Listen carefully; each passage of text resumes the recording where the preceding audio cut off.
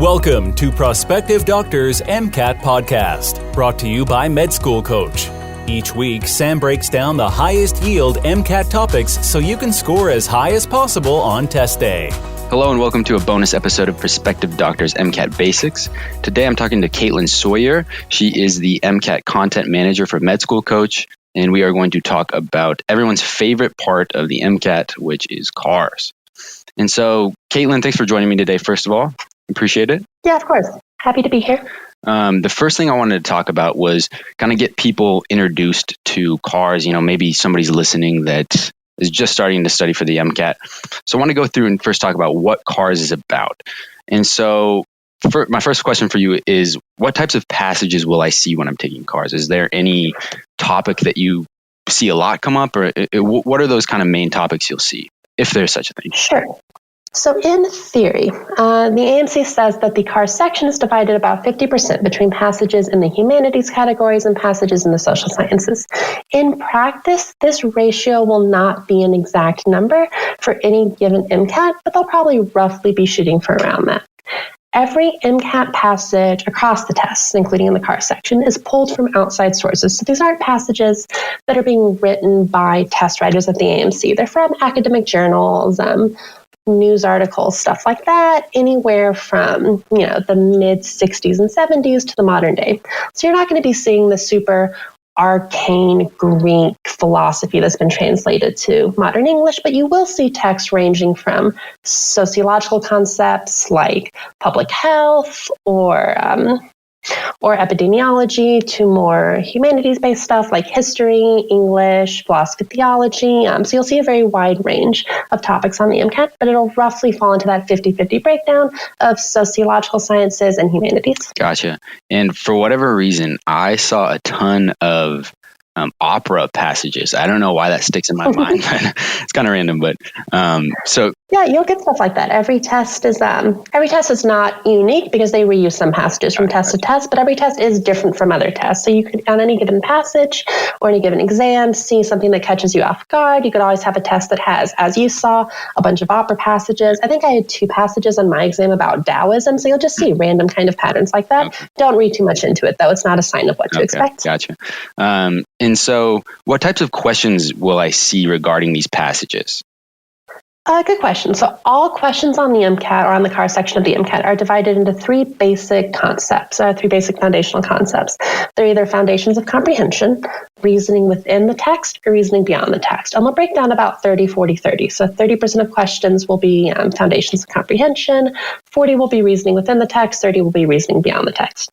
So foundations of comprehension are questions that are basically testing, did you understand what you read? So there'll be questions asking kind of, what did the author say in this paragraph? Or when the author said this word, what did she mean? What was the most likely meaning of that? Reasoning within the text are going to be questions that make you think about the text. So these will be questions of, which of the following is most or least supported, or which of the following does the author agree with, or which of the following critics in the passage would most strongly disagree with the author. Things that will really require you to analyze what you read and process it. So that'll be about 40% of your questions. The last 30 come from the category of reasoning beyond the text. So these are going to be questions that make you think, as the name says, beyond the text. They will provide you with outside examples or sources and require you to compare them to the passage and come to conclusions. So really common examples of this will be, suppose that X, what would the author say about this? Or if X was true, how would this affect claims made in the passage? Or which of the following new statements, if true, would most weaken the author's main argument? So those would be the kind of questions you see there. So to summarize, 3 types of questions: either what did the passage say, what did the passage mean, or how would this outside knowledge affect the passage? Cool. All right.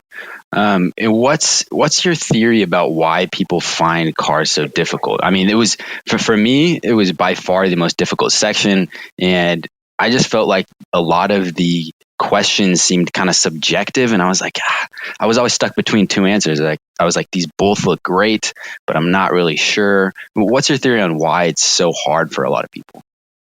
Sam, that's a really common thing that people run into. A lot of students, one of the most common, student feedback things that we hear at Medschoolcoach is students running into this issue of, I'm down to 2 answers.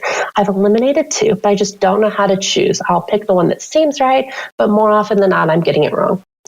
There's no single reason for this, but there are a couple that we've been able to identify as kind of being the culprits behind this. So the first is that students often misunderstand what they're trying to do in the car section, because the car section is not fundamentally different from the other sections.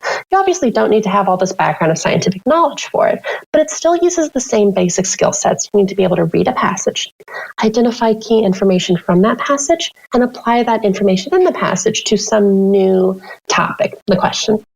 When you get to the question and you're reasoning through it, don't just look for reasons why questions could work. When students get down to 2 answers, usually it's because C and D are obviously wrong to them.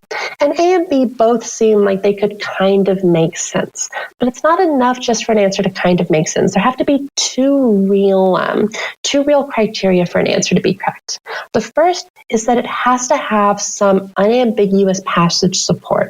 So it's not enough just to say, oh, maybe A could work because of this reason. The author says this, and that maybe sort of sounds like A. It has to be much more direct. It has to be, the author says this, therefore, because of this reason, A is correct.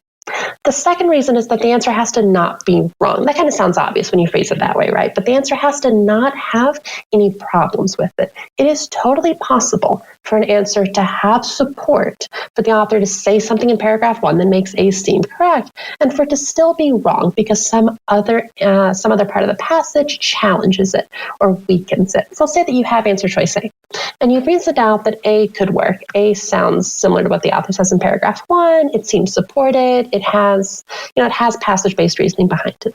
But then there's some problem with A. A contradicts something else. There's some element of A that's wrong. Maybe there's one word in A, like only or never, that makes it too extreme. In that case, A is a wrong answer, and B is going to be your better answer. So, to summarize that, to choose an answer, especially when you're down to 2, it's not enough just that the answer has some support. It has to be the strongest answer, and it has to not have some other problem that would cause it to be eliminated. Gotcha. That's great advice. I really like that.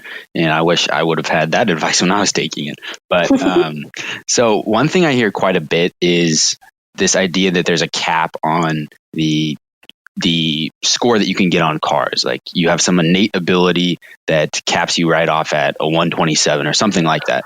Is that true? What's your experience with that? There is an element of truth to that. So every student is going to have some maximum score that they can hit in the amount of time they're willing to study. If you're going to study for the MCAT for 6 weeks, you're probably not going to hit a 528, right? That should be obvious to anyone. Most people can score super high, elite, 520 plus 99th percentile scores if they're willing to commit enough time to it. Some people can't. Some people truly don't have the kind of academic background and discipline necessary to succeed at the MCAT, but most MCAT students do. Most people who don't hit that level, drop out of this program before they get to OChem 1. So if you're at this point where you're thinking, oh my gosh, what is my limit? What is the max score I can achieve on the car section or across the exam? It's not really about your potential. It's not that you, Sam, are never going to be able to surpass a 128 on cars, no matter how much you study. What it really comes down to is how much time is it going to take you to get the score you want? So every student wants 2 things on the MCAT. They want to achieve the maximum score possible, and they want to put in the least amount of studying possible, because no one likes studying for the MCAT. No one enjoys this. Obviously, you have to balance that, because the greater the score that you want, the more effort you're going to have to put in, the more work you're going to have to put in, and the more time you're going to have to spend. So the advice I would give to students who are in this position where they think, I'm struggling, I'm sitting around a 124 and a 125. I really need a 128 for this program I'm applying to, but I feel like I'm never even going to get to a 127, much less a 128. It's really about the time that you're willing to put in, not just kind of on a longitudinal basis, like how many weeks or how many months, but how many hours in a week. Because studying 40 hours a week for a month is a lot more effective than studying 10 hours a week for 2 months. And a big thing there as well is seek outside help. Don't try to do this by yourself. A lot of people have taken the car section. There's a lot of institutional and collective knowledge about how to succeed. Reach out to that. Obviously, things like tutoring can be very effective, but even things like, lesson videos or online resources from places like Khan Academy, peer resources like Student Doctor and Reddit, these can really provide a lot of resources and help to get you past that hump to reach your potential. Yeah, I agree. And I just want to add one more resource onto that, which is podcasts. Those can help too. Yes, podcasts are very important. And so I want to switch gears now and talk a little bit more about studying for cars. And so I want to talk first about kind of your general advice on how to study for cars. In terms of my advice, I just have like one bit of advice, and that's really be consistent about studying for cars. I kind of tended to like do, 1 day a week, if that, and put a little bit of effort into cars, and just kind of my thinking was, okay, well, I have a set value that my car score is going to be. I can't really do much to improve that. But in hindsight, I should have studied more consistently. So what's your advice for people when they are studying for the MCAT? How much time should they put into studying for cars? Yeah, you're totally correct on that, Sam. It really is a lot about consistency. So if you're just doing kind of 1 or 2 passages once a week, you're probably not going to get a ton of improvement there. So there's several key things that go into studying for the car section. The first is that obviously you need to be practicing and reviewing your practice. It's not enough just to do cars practice. You really have to review it and learn from it. Go over your mistakes, look at what kind of questions you were getting wrong, see what the reasonings were behind your answers, and see what you can do to change that. In terms of how often to practice and how much time to spend working on cars, you need a mix of both longer practice and shorter practice. So a lot of people will do like 1 or 2 cars passages a day. This can be helpful, but it's not enough in and of itself, because you really need some of that longer 5 to 6 to 9 passage chunks to really simulate that section feel that you're going to have on the exam. So a big thing to focus on is to really integrate timed practice. No matter how often you're practicing and no matter how long of chunks you're practicing in, you really want to shoot for an MCAT time frame. So on the MCAT, you have 90 minutes for the car section and there are 9 passages. So you have 10 minutes a passage. No matter what chunks of practice you're doing for the car section, try to practice in that time frame. If you're doing 4 cars passages on a Sunday, don't do one and then review one and then do the next one, then review the next one. Spend 40 minutes timed doing those 4 passages, then come back and review and learn from mistakes. In terms of how much time to spend in a week, there's no necessary right or wrong answer to that. Every student's going to be different. A good rule of thumb is about 30% of your total MCAT commitment should be on cars. If you're really struggling with cars, if your cars is consistently 3 to 4 points lower than your other sections, you might want to bump that number up. 30% is a good baseline. So if you're spending 10 hours a week, you probably want to be spending about 3 hours a week on cars. Wow, that's good. Yeah, that's definitely a lot more than I did, and I think that's good advice.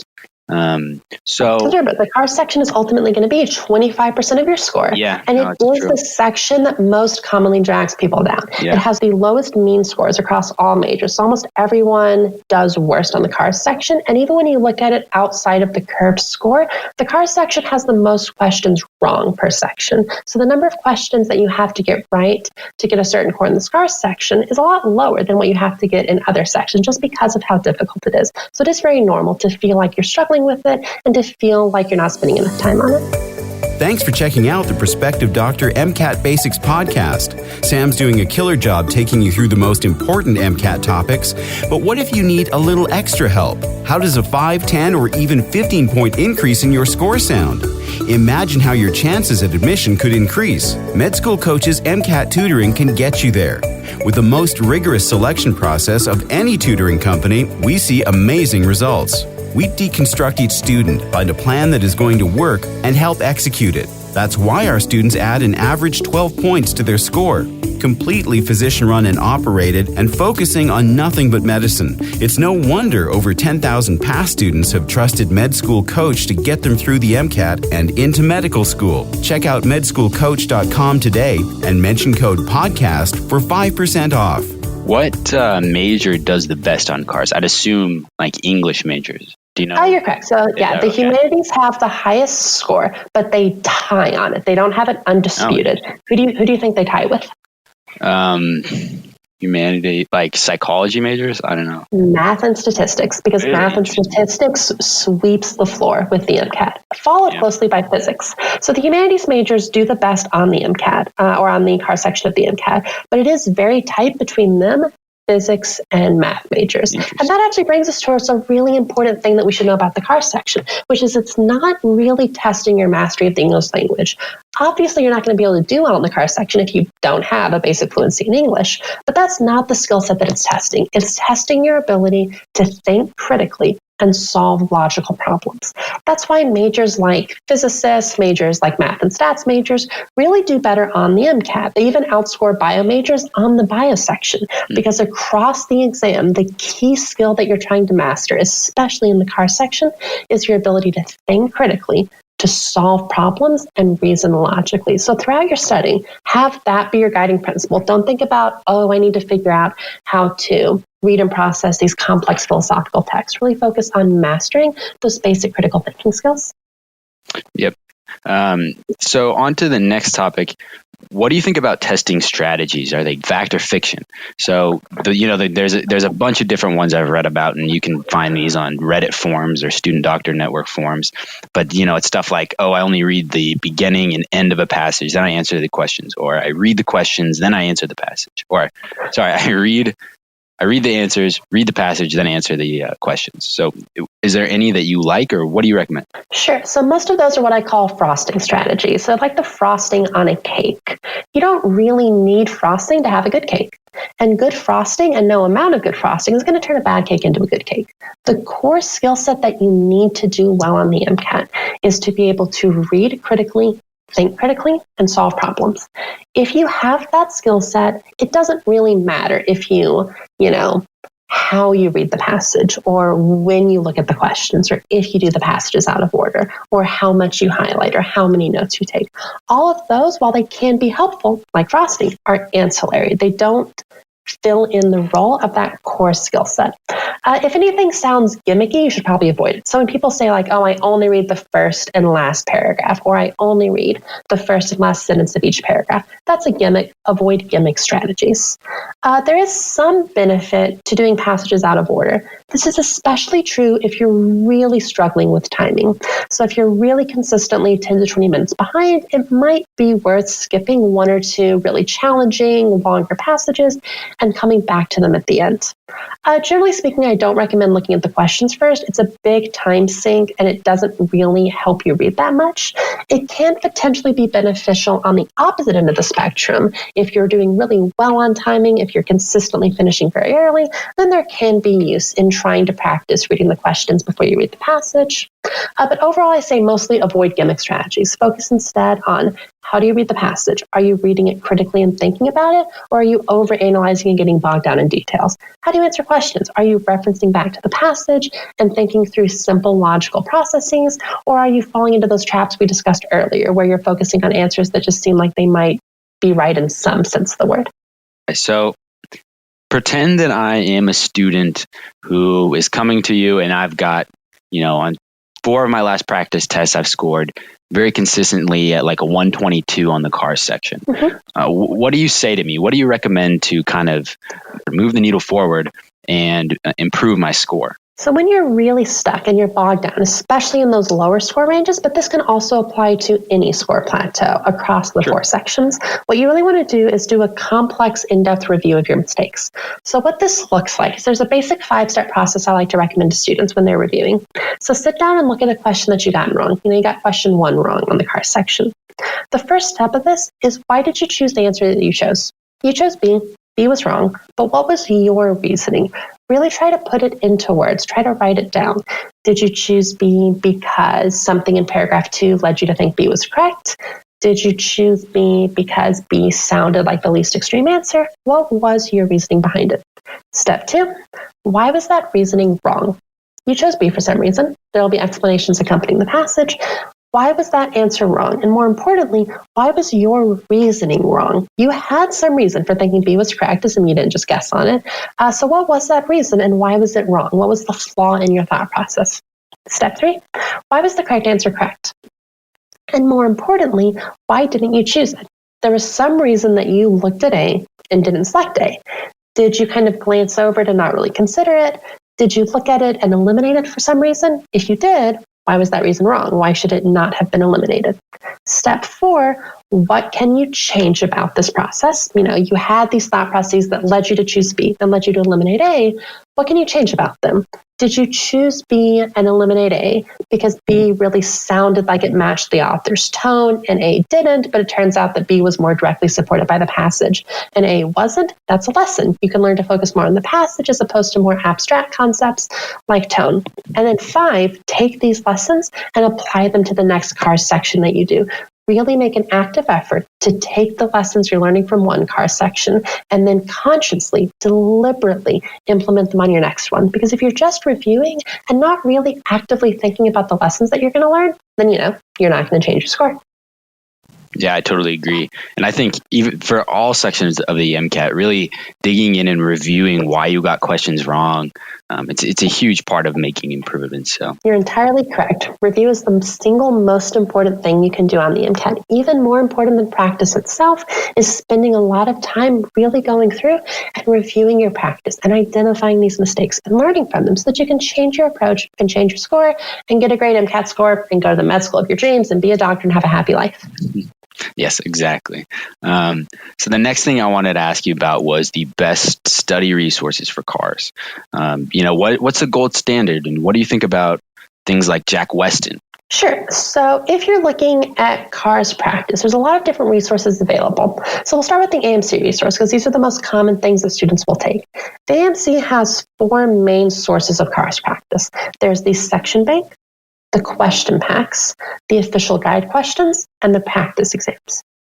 Of those, your practice exams are going to be your most representative because they're divided into, 9 section MCAT appropriate styles with appropriate question breakdowns and passage breakdowns.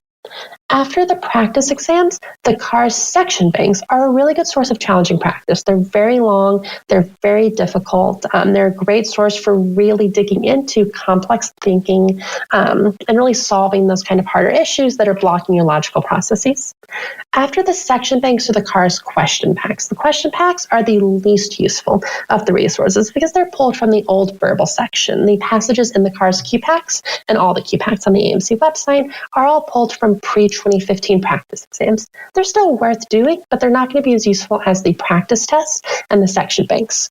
And then the official guide questions are a shorter resource. They're about 30 questions per section. So it's not very long, but it's kind of, like a nice little half-length exam you can take at some point. After that, there's a lot of different prep companies that offer resources. Kaplan publishes practice resources. Khan Academy has practice on their website. Exam Crackers, Berkeley Review, all these different companies publish resources. Do your research, see what people say about it. Next Step is often held up as an example of very good practice resources. Disclaimer, I used to work for Next Step. I wrote some of those resources, so take what I say with a grain of salt.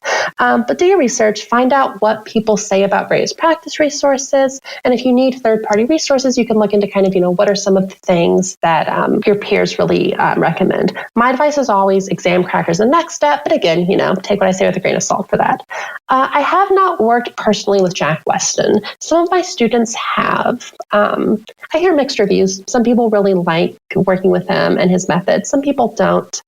What I would say, and this applies to Jack Weston, this applies to Kaplan, this applies to a lot of people. If anyone ever tells you that there is a set, single approach that you should take to succeeding on the MCAT, if anyone ever tells you this is the method that will work for you, be skeptical of that because people struggle with different things on the CARS section.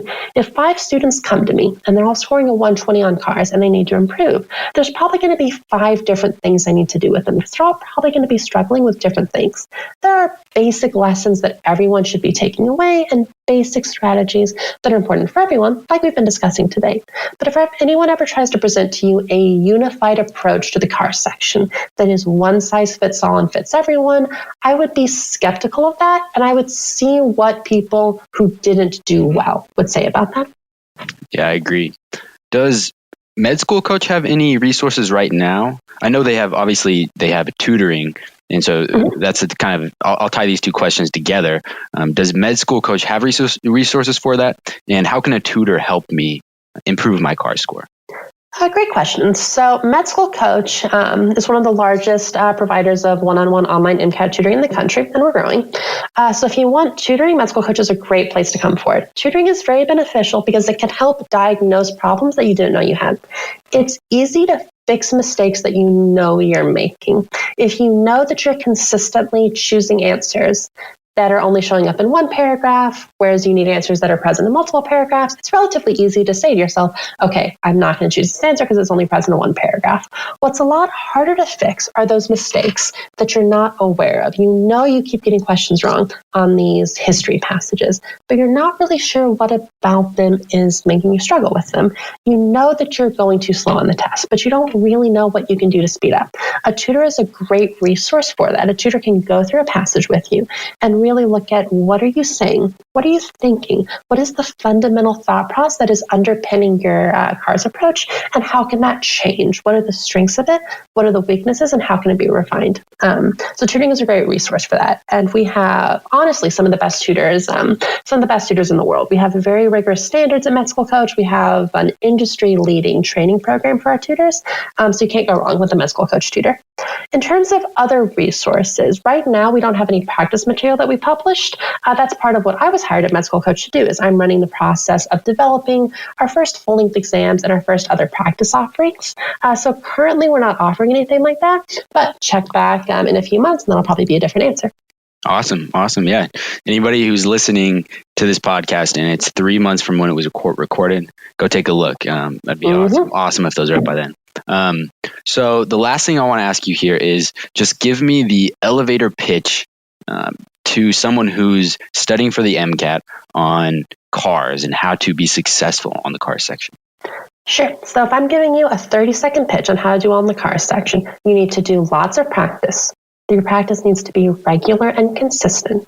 You need to review the practice using some of those steps that we described earlier, really digging into what is your thought process, not just why is A wrong, but why did you think that A was correct? And you need to actively, consciously, deliberately change how you approach the section from test to test. If you do the same thing on practice exam 2 as you did on practice exam 1, you're going to get the same score. It's not about this passive, automatic, almost mystical grasp of concepts. It's more about a conscious, deliberate, and active attempt to change what you're doing and implement new approaches. Awesome. Well, Katelyn, thank you a bunch for joining the podcast. I really appreciate it. And I'm sure students will find this very helpful. Awesome. I'm glad I was able to join you, Sam. Thanks for taking the time. As always, thanks for listening to Prospective Doctors MCAT Basics. If you feel like this episode helped you improve your CARS score or there's some helpful information, share it with your friends or anyone else you know that's taking the MCAT, and leave us a review on iTunes. We really appreciate it. Thanks for listening to Prospective Doctors MCAT Podcast. If you're a pre-med, you'll want to check out prospectivedoctor.com for tons of free tools, articles, and more podcasts that cover your pre-med life. And if you need help on the MCAT or getting into med school, check out Medschoolcoach.com for the experts.